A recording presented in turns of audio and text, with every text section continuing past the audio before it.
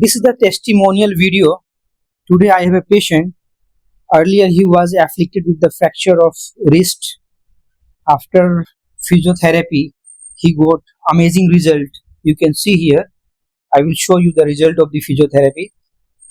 By the efforts of physiotherapy and his strong will, he achieved a great recovery. You can see here. This is the extension of wrist. You can see here. This is the full result, full range of motion. And now you can see here. This is the palmar flexion. No pain at all. Raju भाई कोई दर्द हो रहा है? नहीं. You can see here. Radial deviation, ulnar deviation is okay, and this is the supination is okay. Then pronation, okay, no problem at all, no pain, and he got amazing result with full range of motion. कोई तकलीफ? नहीं, बिल्कुल नहीं. Let's talk to the patient how he is feeling now. Raju भाई आपसे ये बात करना चाहता हूँ मैं कि आप फिजियोथेरेपी कराए, पहले जो है आपको पेन होता था, फिजियोथेरेपी से पहले फिजियोथेरेपी कराए तो आपको कैसा लग रहा है? बैठ लेते हैं.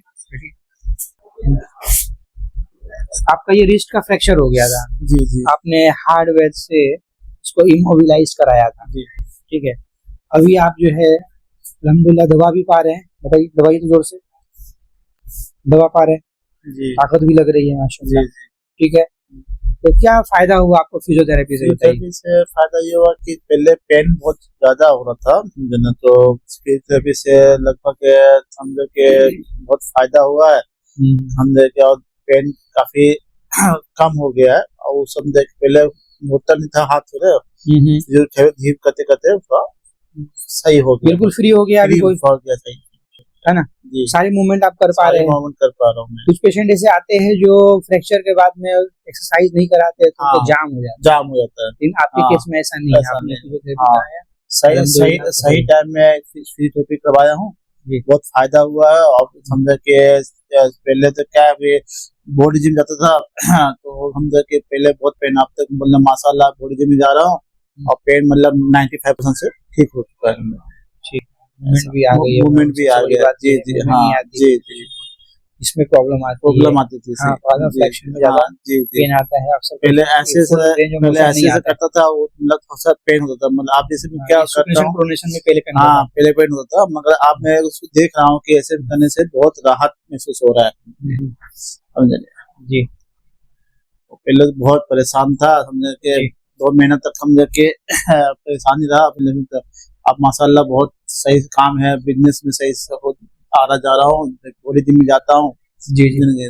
बहुत राहत महसूस हो. जी. तो क्या पैगाम है? मतलब फ्रैक्चर के बाद में आप इमोबिलाइज कराइए, ऑपरेशन जरूरत है तो ऑपरेशन करवाइए. कोई भी किसी का फ्रैक्चर जैसा डॉक्टर बोलता है जैसा, लेकिन पोस्ट फ्रैक्चर फिजियोथेरेपी जरूरी है. फिजियोथेरेपी बहुत जरूरी है इसमें. बहुत जरूरी होता है.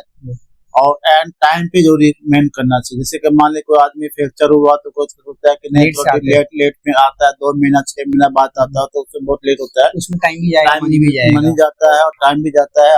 जल्दी जो उतना अच्छा. सही फरमाया आपने.